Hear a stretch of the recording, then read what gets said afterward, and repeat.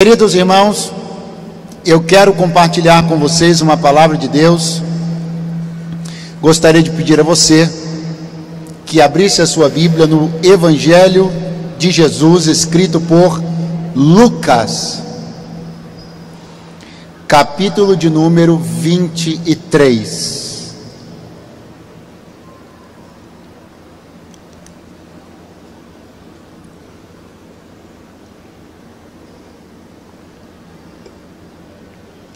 Evangelho de Jesus, escrito por Lucas, capítulo de número 23.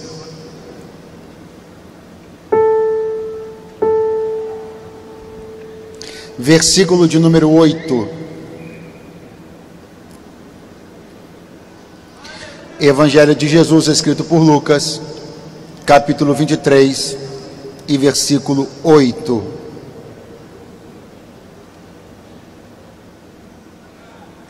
Quantos encontraram podem dizer bem forte: eu amo a Bíblia. Que coisa linda, tinha que ter gravado isso. Está escrito: Herodes, quando viu a Jesus, alegrou-se muito, porque havia muito que desejava vê-lo, por ter ouvido dele muitas coisas, e esperava que lhe veria fazer algum sinal. E interrogando-o com muitas palavras, interrogava-o com muitas palavras, mas ele nada lhe respondia. E estavam os principais sacerdotes e os escribas acusando-o com grande veemência. E Herodes, com os seus soldados, desprezou-o e, escarnecendo dele, vestiu-o de uma roupa resplandecente e tornou a enviá-lo a Pilatos. Quantos podem dizer amém? Senhor e Deus, esta é a tua palavra, ela é digna de toda a aceitação. Os seus atributos, o seu efeito, o seu poder, nós somos testemunhas de cada um deles.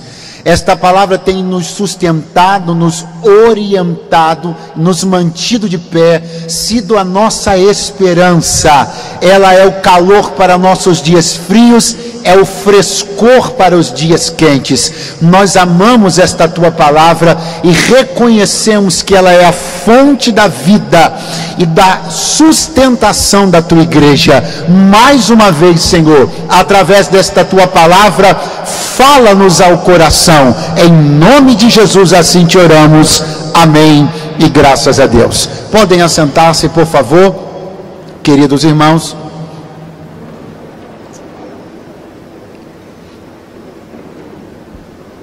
Eu não sei se é possível nós retomarmos a iluminação como estava logo que eu assumi a palavra. Se não for prejudicar nada em relação ao vídeo, se for possível, não for atrapalhar em nada, eu prefiro... Oh, que maravilha! É porque não é todo dia que você fala, vamos pôr, né? Eu quero olhar para todos vocês melhor. Glória a Deus. Seja Deus louvado. Quantos estão me ouvindo bem? Quantos estão me ouvindo alto e claro? Pode dizer amém?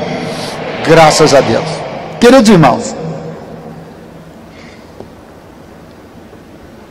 os momentos finais da vida e do ministério terreno de Jesus foram cercados, como vocês sabem, de muita pressão no ponto de vista emocional, espiritual, religioso, social, político, etc, etc, etc. Portanto, esses momentos exigiram de Jesus muito autocontrole. Esses momentos exigiram de Jesus muita ponderação, muito equilíbrio, muita presença de espírito. Afinal de contas, como você sabe e eu também, é muito normal que nas situações de pressão as nossas atitudes se atrapalhem. Nas situações de pressão, algumas pessoas demonstrem fraqueza de conceito, de valor. Há quem sob pressão ceda, a quem sob pressão mude de ideia, a quem sob pressão subverta seus próprios discursos, a quem sob pressão traia seus próprios valores, a quem sob pressão renegue sua própria história.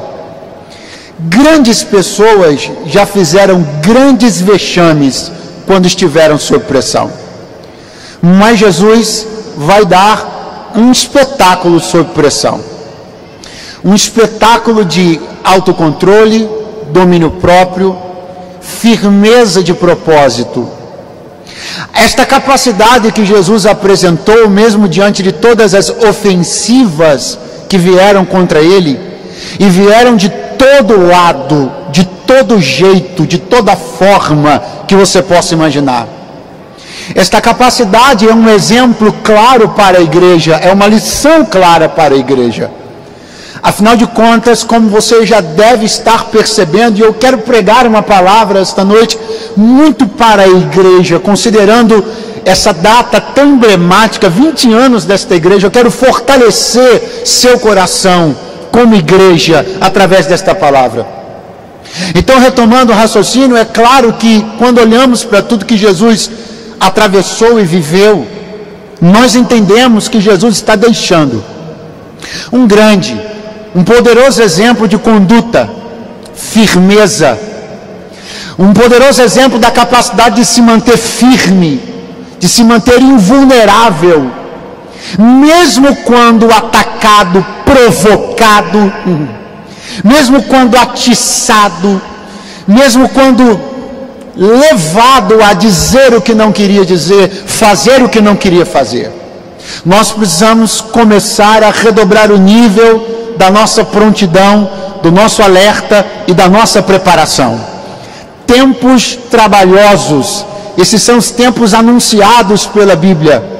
Tempos difíceis, tempos aflitivos, esses são os tempos que Jesus anunciou que viriam.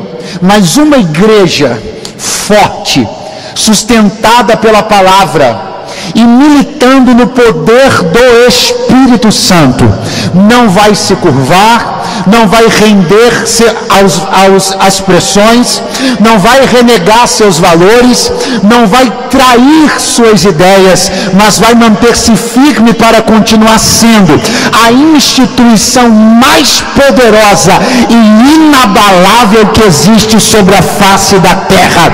Deliberadamente igreja, poderosamente igreja, ousadamente igreja, terrivelmente igreja. É isso que nós seremos para o louvor da glória daquele que nos chamou das trevas para a luz. Quem concorda com esta palavra, diga graças a Deus. Quero mostrar a você apenas alguns desses momentos, compreendendo que os momentos aos quais Jesus foi submetido não são diferentes daqueles que já estamos sendo e daqueles que ainda seremos submetidos. Repare, lemos um versículo aqui. Nesse versículo, Jesus está sob a custódia de Herodes, tetrarca da Galileia. Isso aconteceu porque quando Jesus foi enviado primeiramente a Pilatos, Pilatos percebeu o embaraçoso caso que estava na sua mão, e ele queria se livrar daquilo. Obviamente, inclusive diz as Escrituras que Pilatos sabia que por ciúmes os sacerdotes e anciãos haviam prendido Jesus. Ele sabia. Ele quer se desvencilhar de um caso problemático envolvendo a religião, envolvendo um colegiado tradicional, arcaico e menosprezado pelo Império Romano. Estou falando do Sinédrio. Mas para fazer isso, ele precisa jogar essa batata quente para alguém. É aí então que a Bíblia diz que ele ouve algo sobre Jesus ser da Galileia. Ele diz: isso então agora está resolvido. A jurisdição da Galileia não é minha. Eu vou pegar ele e vou mandar para quem é de direito. Manda para Herodes, tetrarca da Galileia. Quando Jesus chega na presença de Herodes, tetrarca da Galileia, começam algumas questões importantes que estão assim descritas. Interrogava-o com muitas palavras, mas ele nada lhe respondia. Ainda no verso 8, quando ele viu, se alegrou, porque havia muito desejava vê-lo, por ter ouvido dele muitas coisas, e esperava que lhe veria fazer algum sinal. Repare que a Bíblia então está dizendo que quando Herodes fica sabendo que Jesus estava sendo direcionado até a sala dele, ele se empolga. Diz a Bíblia que ele se alegra, porque de alguma maneira aquela figura pitoresca na visão de Herodes lhe causava algum tipo de curiosidade. Sabe-se que é alguém que tem algum tipo de poder para executar algum tipo de coisa, falar algum tipo de coisa. A empolgação de Herodes é a empolgação de alguém que deseja ver uma espécie de espetáculo, uma coisa curiosa, uma coisa pitoresca, uma coisa inusitada. Quando Jesus entra em sua presença, ele está na posição de alguém que está acostumado a tudo que quer ser correspondido, tudo que solicita ser correspondido, e ele acha que dessa vez vai ser a mesma coisa, só que não vai. E eu já começo aqui dizendo que isso tem uma coisa maravilhosa, deliciosa, que um crente tem a capacidade de experimentar, é frustrar a expectativa de alguém que pensa que você vai corresponder como todos, mas vai descobrir que você não é como qualquer um. Estou pregando para uma igreja que vai ter o prazer de frustrar expectativas erradas, porque aqueles que desejam singelamente ver a glória de Deus, aqueles que desejam singela e sinceramente ouvir a voz do Espírito Santo, a estes a igreja corresponderá, mas aqueles que desejam apenas observar espetáculos ou coisas afins, vão descobrir que há uma igreja que não está pronta a corresponder o que querem, mas uma igreja que está pronta a cumprir a vontade daquele que a levantou. Aleluia! Essa coisa, ela começou desde que Jesus foi preso. Quem me ouve, diga amém. A Bíblia Sagrada diz que os soldados prendem Jesus, tapam-lhe o rosto, começam a bater nele e dizem assim: profetiza. Profetiza, Cristo, diz aí profeticamente quem foi que te bateu. Repare como esse desejo de assumir a direção profética, esse desejo de assumir o controle daquilo que é profetizado, esse desejo de obter uma profecia a partir de uma razão banal e de um desejo pessoal, ele já é antigo e começa nos soldados romanos. A profecia sempre foi algo que mexeu misticamente com a cabeça das pessoas, e é dentro dessa mística que os soldados romanos estão dizendo: profetiza. O controle da palavra profética, o desejo de tomar as rédeas daquilo que é dito por Jesus. É aqui que eu chamo a sua atenção para perceber o quanto a palavra profética é objeto do interesse místico da sociedade, é objeto do interesse místico das pessoas. Isso é milenar, mas a igreja não está para corresponder à expectação mística das pessoas.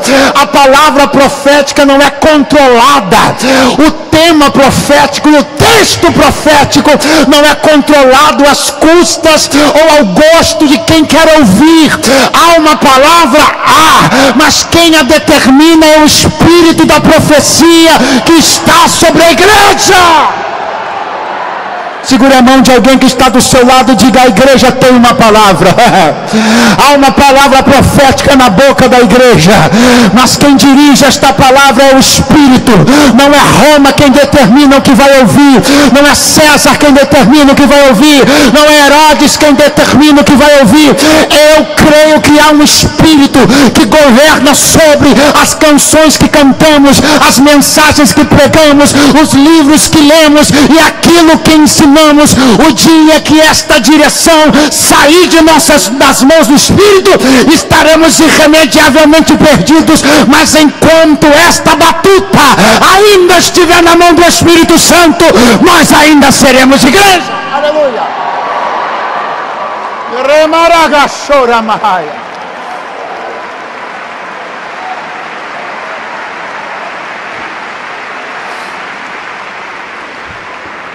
Vai doer, mas vai te ajudar. O que os soldados romanos disseram para Jesus? Profetiza quem foi que te bateu. Eles põem alguma coisa na cabeça de Jesus, começam a bater nele e dizem assim: fala quem te bateu, profetiza quem te bateu. Use o tempo e a palavra profética para fazer uma denúncia dessa natureza. Quem te feriu? Quem te bateu? Quem te incomodou? Quem te contrariou? Jesus não abriu a boca para dizer nada, porque a palavra profética, ela não pode ser usada para uma razão tão pequena. A palavra profética na boca da igreja não é um instrumento. A oportunidade da fala, o momento de se dirigir às pessoas, não é um momento de ficarmos falando a respeito de quem nos cutucou, quem nos machucou, quem nos bateu, quem nos isso, quem nos aquilo. A palavra profética atende a fins muito mais relevantes. Eu não posso pegar nunca a minha oportunidade de ser profeta para usá-la dizendo, denunciando, apontando ou tomando tempo da oratória profética para falar a respeito de quem cutucou minha costela, pisou no meu pé, me machucou, me magoou, se comportou desta ou daquela maneira. Se nem Jesus ferido vai perder tempo denunciando ou dizendo quem o bateu, não somos nós como igreja que vamos perder tempo falando esse tipo de coisa irrelevante. O Senhor está vendo, está cuidando, está tratando. Não ocupemos o tempo profético com questões de menor relevância. Herodes quer ouvir. Ele quer? Não, muito fraco. Herodes quer? Pergunte para mim, quem é este Herodes? É o mesmo que mandou arrancar a cabeça de João Batista. É o mesmo que não gostava quando ouvia João Batista dizer: largue a mulher do seu irmão. Era o mesmo que prendeu João Batista por desagradar-se da palavra na boca dele. Mas agora ele quer a palavra. E sabe o que Jesus vai dar a ele? Silêncio. E por que Jesus vai dar silêncio a ele? Porque ele é um silenciador de profetas. E se ele é um silenciador de profetas, por que agora que ele quer, Jesus vai falar com ele? Pastor, onde o senhor quer chegar? Já cheguei. É bom que você que está me ouvindo, é bom que quem está me ouvindo decida logo. Ou você quer ouvir a voz de Deus, ou você não quer ouvir a voz de Deus. Agora só vou te dizer uma coisa: se você não quiser ouvir a voz de Deus naquilo que te desagrada, também não ouvirá naquilo que te agrada. Pastor, mas aonde o Herodes entra nisso? Aqui. Quando a voz profética de João Batista o desagradava, ele mandou prender. Mas agora que ele quer espetáculo particular de profecia, ele quer ouvir Jesus, vai ganhar silêncio. Porque para encarcerador de profetas não tem sessão particular de profecia.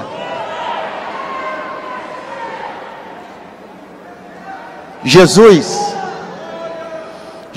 é tocado por uma mulher com fluxo de sangue. Jesus entra na casa de um publicano. Jesus come com pecadores. Jesus conversa com a samaritana. Jesus para a logística do seu ministério para conversar com uma mulher sentada numa fonte. Não é a importância da pessoa, é a importância que a pessoa dá à voz. Vou repetir. Não é a importância da pessoa, é a importância que a pessoa dá à voz. Se ela é importante, mas não dá importância à voz, ganhará silêncio. Mas ela pode ser pouco importante socialmente, eclesiasticamente, mas se para ela a voz de Deus é importante, a voz de Deus ela ouvirá. Glória a Deus! Glória a Deus! É dentro de uma sala, é um momento íntimo, é um momento particular. E Herodes quer um espetáculo particular, ele quer ouvir, mas Jesus sabe quem é ele. Jesus sabe que ele trabalhou deflagradamente para calar a voz de João Batista. Primeiro quando prendeu e depois quando foi fraco, atendendo ao pedido de Herodias para mandar matá-lo. Jesus sabe quem ele é. Jesus sabe daquilo que ele costurou nos bastidores para silenciar a voz profética. Jesus sabe os gestos políticos que ele manobrou para calar a voz que o incomodava. Então agora não venha querer ouvir, não vai ouvir. Porque as costuras que os homens fazem, todas elas Deus conhece. Tanto aqueles que agem deflagradamente, como aqueles que agem obscuramente, tudo que eles fazem, Deus sabe. Só que um dia, alguém vai querer ouvir a voz de Deus e vai ganhar silêncio. Então é bom que enquanto ainda dá tempo, seja o que te desagrada, seja o que te constrange, seja o que te deixa com raiva, ouça tudo que Deus quiser te falar. Porque enquanto Deus estiver falando com você, é o melhor que você pode ter. Porque se você pensa que é ruim ouvir a correção de Deus, ruim é ter o silêncio dele. Aleluia. Uracanta lama cheia, urimika lama chorabaia, reia nagalaya choromo corevas. Escute, olha o que está escrito aqui. E Herodes com seus soldados desprezou, e escarnecendo dele, vestiu de uma roupa resplandecente. Olha que coisa curiosa isso aqui. Herodes vai pegar uma roupa e vai colocar em Jesus. Agora veja que coisa curiosa. Ele estava um tempo tentando tirar alguma coisa de Jesus, seja sinal, seja palavra. Ele não conseguiu tirar nada. Sim, ok? Não foi isso que aconteceu? Quem me ouve, diga amém. Vamos de novo. Herodes estava um tempinho ali, tentando tirar alguma coisa de Jesus. Tira a palavra, Jesus não dizia nada. Tira um sinal, Jesus não dava nenhum. Ele tentando tirar, não conseguia. Tentando tirar, não conseguia. Ele cansou, o que ele fez? Pegou uma coisa dele e colocou em Jesus. Como ele não conseguiu extrair nada de Jesus para ele, o que ele tentou? Pegar uma coisa dele e colocar em Jesus. Isso aqui está acontecendo porque Jesus está jogando luz e dizendo assim: se prepara, igreja, porque é isso que vão tentar fazer. Quando vocês não atingirem as expectativas deles, quando eles não forem alcançados no que querem ouvir e agradados no que querem ver, quando não conseguirem tirar de vocês para eles, eles vão querer colocar deles em vocês. Eu não vim aqui jogar conversa fora. Eu tinha mensagens mais fáceis para pregar, mais agradáveis para pregar, mas eu estou aqui sob ordens daquele que me alistou. E eu vim dizer uma coisa: eles não conseguem tirar de nós e querem colocar em nós. Não conseguem tirar da essência do que temos para eles e querem colocar a essência deles em nós. Eles quem, pastor? Um sistema secularizado, um mundo perdido, uma sociedade decaída, sistemas corruptos, estruturas perdidas. O Senhor está dizendo: não sejam importadores. Vocês foram chamados para ser serem exportadores e não para serem importadores. Essa balança comercial só pende para um lado só. A igreja não importa nem cultura, nem valor, nem discurso, nada. A igreja só exporta avivamento, palavra, paz. Nós somos exportadores.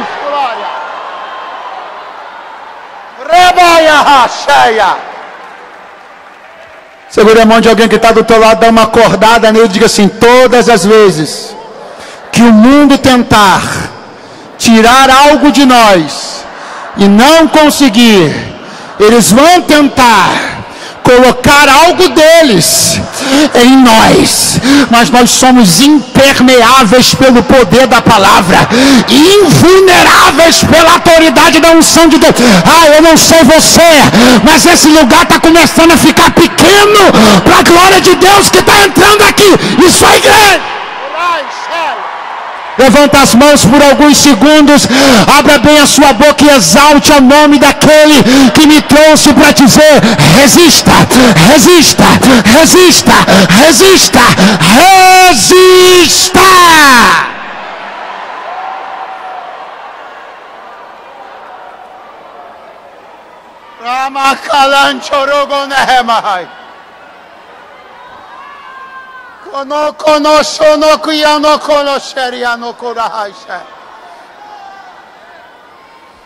Tenta tirar uma palavra dele, ele não fala. Tenta tirar um sinal, ele não dá. Aí Herodes diz: se não sai nada dele para mim, vou pôr uma coisa minha nele. E Jesus está lá, como ovelha muda. Mas no espírito e em espírito ele está dizendo com a igreja: observe bem. Porque quando eles quiserem tirar de vocês palavras convenientes a eles, quando o mundo quiser ser agradado por vocês e não conseguir, eles vão pegar o que eles têm e vão querer colocar sobre vocês. Atenção! Isso aqui é tão forte, que eu volto a recorrer ao texto da prisão de Jesus para lhe mostrar que uma coisa similar também aconteceu lá. Qual, pastor? Diz a Bíblia que os soldados pegam vestes e colocam sobre Jesus. Eles não se comunicaram. Quem, pregador? Os soldados romanos e Herodes. Eles não se comunicaram, eles não trocaram figurinhas. Mas perceba como eles estão alinhados num propósito, numa direção, numa ideia, numa obsessão. Uma ideia obcecada, estranha, de querer vestir Jesus com as roupas deles. Uma ideia obsessiva e estranha de querer que Jesus adotasse um pouco do que eles eram, adotasse um pouco do que eles tinham. É uma fissura. Isso não está aqui por acaso, igreja do Deus vivo. Isso não está registrado por acaso. Esta obsessão, ela é atual e real. O mundo quer nos vestir. E não pense você que eu estou falando propriamente, porque passa um pouco por isso. Mas obviamente que naturalmente não falo disso aqui. Não falo disso aqui. Falo que o mundo quer nos vestir, porque quer nos formatar. Quer nos vestir porque quer que nos confundamos a outros, quando visto por todos. Quer que sejamos assimilados. Quer que entremos em processos de similaridade, produção industrial, produção em série, onde todo mundo corresponde, onde todo mundo responde, onde todo mundo age e reage de uma mesma maneira sistemática. A igreja vai dizer não. Pergunte para mim, por que não? Muito fraco. Pergunte para mim, por que não? Porque a roupa brilhante que Herodes colocou em Jesus não é nada. A roupa brilhante que Herodes colocou em Jesus não significa nada. O resplendor que vem de Roma não significa nada. O brilho que é colocado, vindo de uma sociedade corrompida, não brilha nada, não significa nada. Jesus já teve seu episódio de roupa brilhante, e não foi na sala de Herodes, foi no Monte da Transfiguração. Porque o que faz a igreja brilhar não é o brilho de Roma, é o brilho que vem de cima. Vou dar outra chance para você acordar e dar glória. O que faz a igreja brilhar não é o brilho emprestado do Império Romano, mas é o brilho que vem de cima. Pega a mão de alguém que está do teu lado, levanta para o alto que vai ficar linda essa cena. Chacoalha ele e diz: nós não precisamos do brilho emprestado do Império Romano. Nós não precisamos do brilho fraudulento de um mundo caído. Nós conquistamos nosso brilho no alto do monte, no poder do Espírito, na glória da palavra.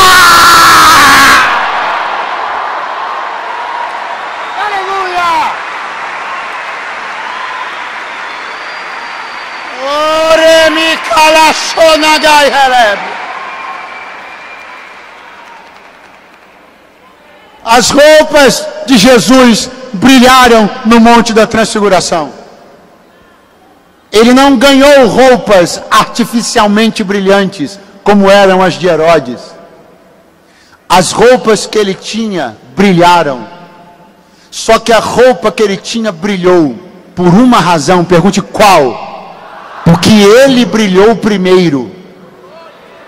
Observe o texto do Monte da Transfiguração e você verá que primeiro o rosto de Jesus brilha, primeiro ele brilha, depois brilha a roupa.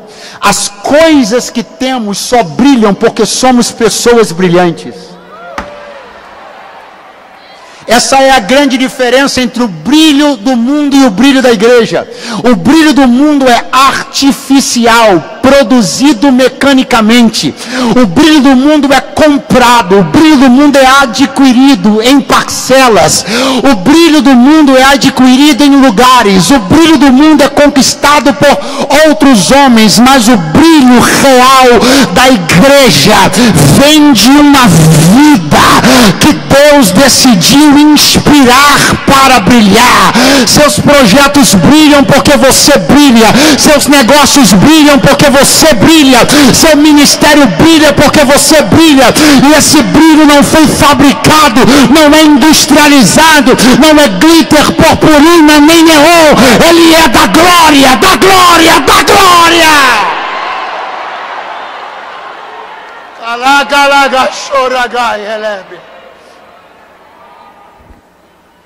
Eu já começo a concluir. Agora olhe para cá. Porque eu estou vendo este homem desesperado. Estou vendo este homem chateado, atribulado, perturbado. E vai mandar Jesus de volta para Herodes. Agora eu quero me ater com você a um último detalhe para concluirmos. Lembrando-me ainda do episódio sob pressão que Jesus sofre na prisão, na captura dos soldados romanos. Passamos pela observação de que os soldados romanos pedem uma profecia. Passamos pela observação de que os bofeteavam. Passamos pela observação de que o vestiam com vestes romanas. E chegamos a duas outras e últimas observações. A primeira: você sabe, diz a Bíblia Sagrada, que eles teceram, atenção a essa palavra, diga comigo, teceram, uma coroa de espinhos e colocaram sobre a cabeça de Jesus. Por que o senhor grifou a palavra teceram, pastor? Para lhe chamar a atenção que houve, Bispo Júlio, um trabalho manual. Teceram manualmente. Eles foram a um espinheiro, pegaram os espinhos e teceram. É um trabalho manual. Teceram até que aquilo tivesse o formato de uma coroa. Me espanta perceber que eles ignoram o quê? O risco inerente a manipular os espinhos. E por que eles ignoram? Porque a vontade deles de escarnecer de Jesus é tão grande, que eles não consideram que no processo da feitura, da fabricação, do objeto que eles vão usar para escarnecer, eles têm alta probabilidade de perfurar as próprias mãos. Pregador, onde o senhor quer chegar? Eu já cheguei.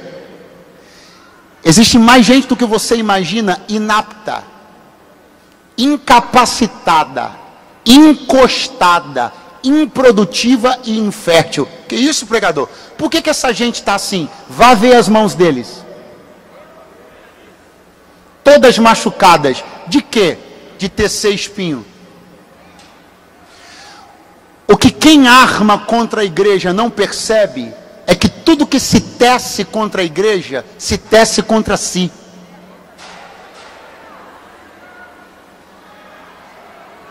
Tem gente que largou os trabalhos que fazia, largou a excelência do que produzia, perdeu capacidade de produção, de fertilidade, de inventividade, de criatividade, e alguém não está entendendo por quê. Vá ver o histórico dessa pessoa, o que ela teceu contra a igreja. Porque não há quem teça contra a igreja e não saia com a mão furada. Não há quem manipule contra a igreja e não perca sua própria capacidade de manipular as próximas coisas. Tem gente que comprometeu sua capacidade produtiva, articuladora e criativa, porque usou as mãos para tecer a coisa errada, para tecer coisas que machucariam e afrontariam a igreja do Senhor Jesus. E Deus me trouxe aqui para dar uma palavra. Para quem, pastor? Para quem, segundo o Espírito Santo que está aqui, está comigo, está me dizendo agora, entrou nesse ginásio aqui com mãos perfuradas, histórias machucadas, futuros comprometidos, muita coisa na sua vida se comprometeu, seu caminho se perdeu, sua capacidade se esvaiu, sua alegria foi minada e você não sabe por quê, ou não sabe, ou quer fingir que não sabe. Lembra-te do que tu fizeste, do que tu falaste, contra quem falaste, e aproveita esta noite, porque assim te diz o Senhor: eu posso sarar as tuas mãos e esquecer o que você fez contra o meu povo, porque eu vou te levantar e ainda vou fazer de você testemunho para louvor da minha glória. Eu não estou brincando aqui não. Oh, glória.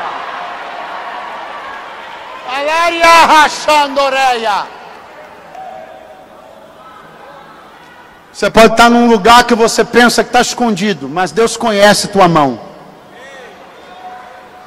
Você pode estar assistindo pela internet agora, se perguntando por que tua vida está o fiasco que está, e Deus me mandou te dizer: dê uma olhada na sua mão, dê uma olhada no quanto você se perfurou quando tentou prejudicar quem eu defendo.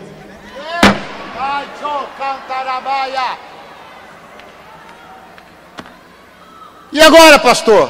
Agora, a Bíblia diz que eles pegam uma cana. Pegaram o quê? Mais forte. Pegaram uma? Pegaram uma? Eles pegaram uma cana e colocaram na mão de Jesus, pastora Érica. Mas uma cana, pastor? Para fazer o quê? Eles estão montando um teatro. Os elementos estão todos posicionados. A roupa, a coroa de espinhos. Agora vem o grande finale. Eles pegam uma cana e colocam na mão de Jesus. Veja o que eles estão montando: coroa, veste, cetro. A cana está na mão de Jesus para representar, ironicamente, um cetro. Pastor, o que é um cetro? É aquele objeto longilíneo, com uma vara, que fica na mão dos reis. Um objeto que está ligado a uma palavra que eu peço para você repetir, enquanto o Lucas já vem direto agora, pastor, é isso? Então vamos embora. Então está ligado a uma palavra. O cetro está ligado a uma palavra que eu peço para você repetir, para a gente encerrar agora. Diga comigo: autoridade. Você pode fazer melhor. Qual é a palavra?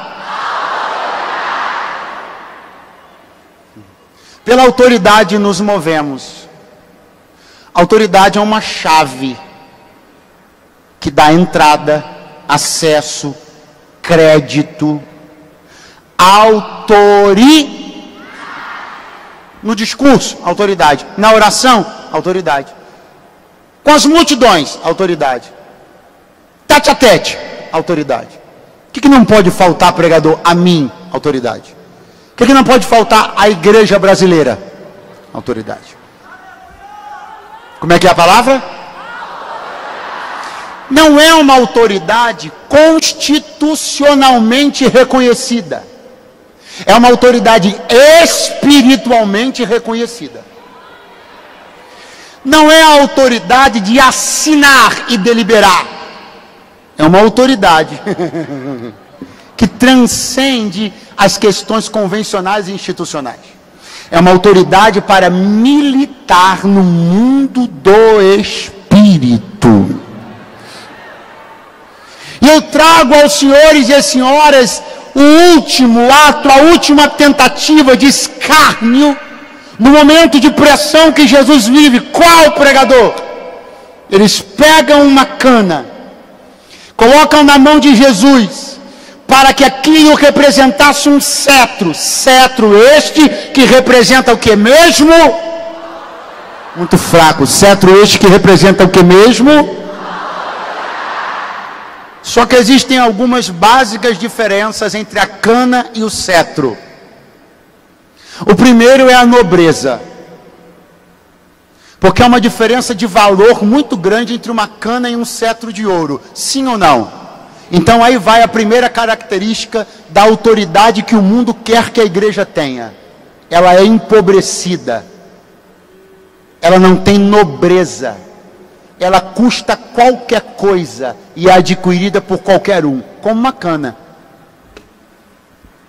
Mas o segundo aspecto é tão interessante quanto o primeiro. Enquanto um cetro de ouro, vou pedir a rapaziada aqui para me ajudar para a gente começar a encerrar. Enquanto um cetro de ouro, ele é firme. Aí ó, quando eu disser firme, você vai bater o pé no chão, como se você estivesse com o cetro na mão, vai fazer assim e vai dizer firme. Vamos lá? Firme.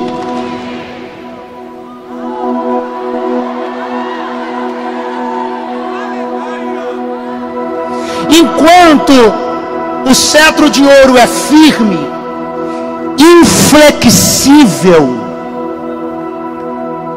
Enquanto o cetro de ouro representa uma autoridade que não é curva, não é flexível, ela é firme e estável, independentemente do nível de pressão que se exerça sobre ela. Enquanto isso, a cana é maleável e quebra fácil. Se você exercer pressão sobre a cana de cima para baixo, ela se arqueia, sim ou não?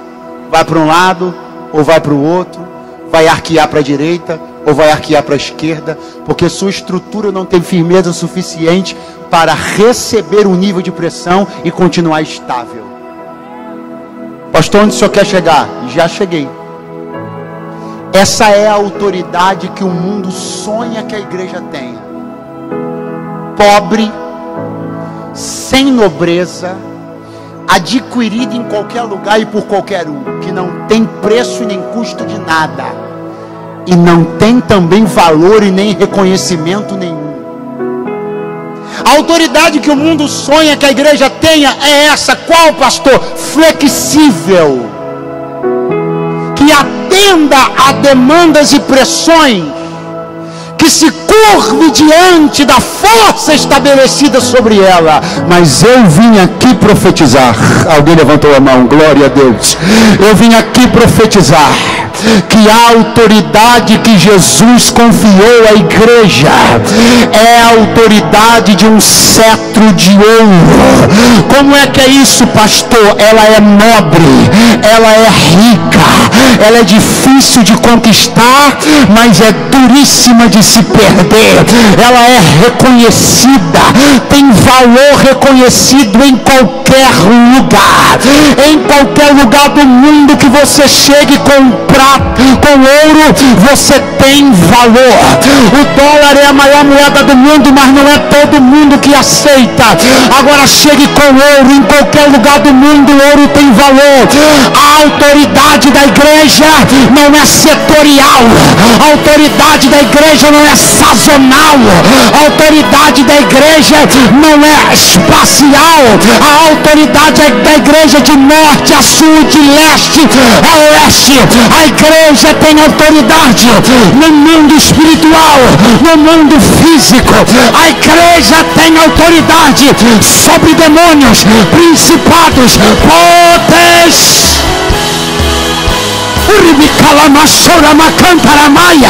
Levante a sua mão mais alto que você puder. Por quê, pastor? Porque vai descer de Deus a autoridade.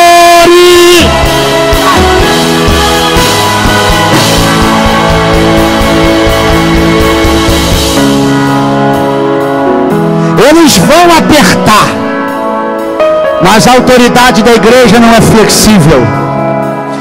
Eles vão tensionar, mas a autoridade da igreja não é maleável. Eles vão espremer, mas a autoridade da igreja tem a nobreza daquele que entregou a ela. Então, mãos erguidas lá no alto, mãos dadas e erguidas, uma igreja cheia de autoridade. Bispo Júlio Vertulho, na autoridade do nome daquele que me enviou, eu libero uma palavra. Os próximos anos da Igreja Cristã Mundial serão vividos num novo nível de autoridade.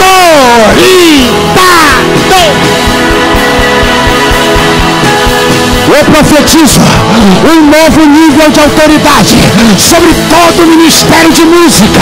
Eu profetizo um novo nível de autoridade sobre todos os colaboradores. Um novo nível de autoridade sobre ministros de louvor.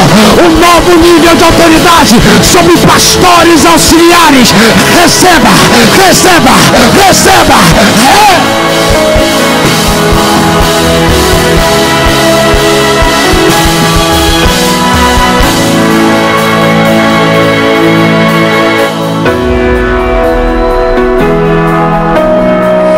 Espírito Santo da promessa, Ricalama Calassomanai Jomanense Refai Jocoba vai na Conde Provassore Provancere Canto de Maramancere vai. Pastor, línguas estranhas vão escandalizar os convidados especiais. Língua do poder de Deus não escandaliza ninguém. Aproveita e se manifeste, celebra, jubila.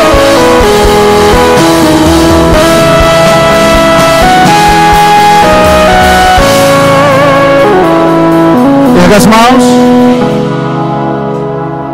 Erga as mãos. Dor de nosso relefai. Camando canto de omanasse provanai tere canto refaiche. Você vai bradar após mim. Eu disse bradar. Não é um brado de quem está com cana na mão. É um brado de quem está com o cetro da autoridade na mão.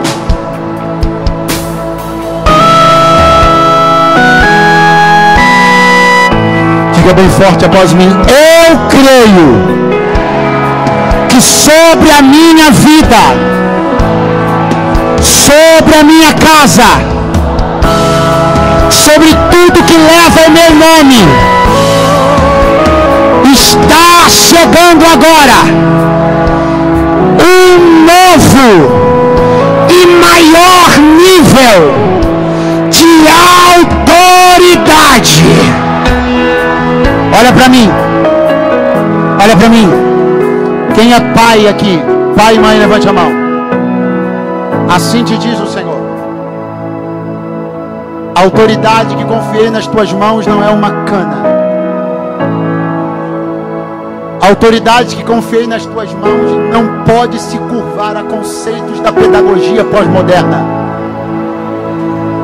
autoridade para educar seus filhos e formar os novos guerreiros da luz que eu entreguei na sua mão, não é uma autoridade rota, não é uma autoridade pobre, não é uma autoridade fraca. Você não vai se curvar a sistemas e esquemas quaisquer que forem. Você manterá a autoridade de educar seus filhos à luz da palavra, no padrão das escrituras e no poder do Espírito. A sociedade vai cair em cima. Os pedagogos pós-modernos, muitos deles vão ridicularizar sua fé, chamar sua educação de arcaica, obsoleta e condenável. Mas lembre-se, há um cetro de autoridade na sua mão. Ele não se curva, não se curva, não se curva, não se curva.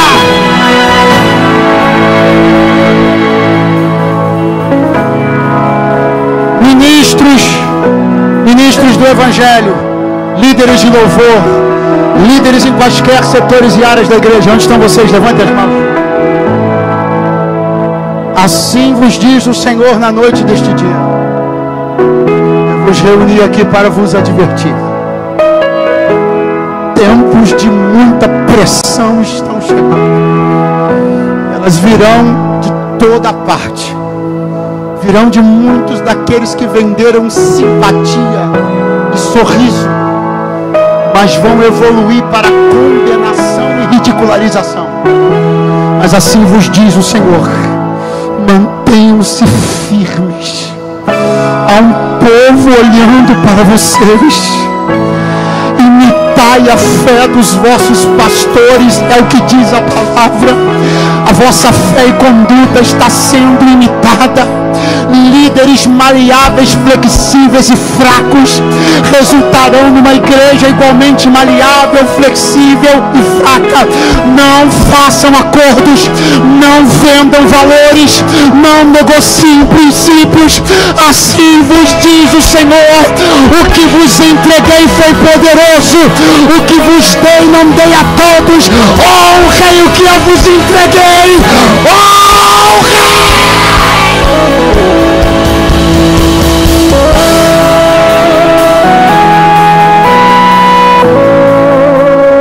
Igreja, honre o sangue que te lavou. Porque a palavra que atravessou milênios para chegar na sua mão, a unção do Espírito que foi derramada sobre a sua cabeça. Honre o sacrifício do Calvário. Honre o Espírito Santo da promessa que te foi entregue. Honre ao teu Deus. Honre teus líderes. Honre tua igreja. Há um tempo de relações líquidas e voláteis, pessoas descomprometidas, futilizadas, mas há uma igreja que não vai descambrar para a coisificação das pessoas. Uma igreja que ama gente, acolhe gente, ora por gente, porque é feita de gente. Eu profetizo um tempo poderoso sobre você, um tempo poderoso sobre a sua casa, um tempo poderoso sobre a sua família. Ei, ousadamente erga o cetro da autoridade. Quem é destro, levanta a mão direita. Quem é canhoto, levanta a mão esquerda. Erga o cetro da autoridade. Impune, impune, impune, impune, impune, impune. Demônios estão fugindo, demônios estão fugindo, demônios estão fugindo, demônios estão demônios estão correndo, demônios estão correndo, principados estão sendo amarrados.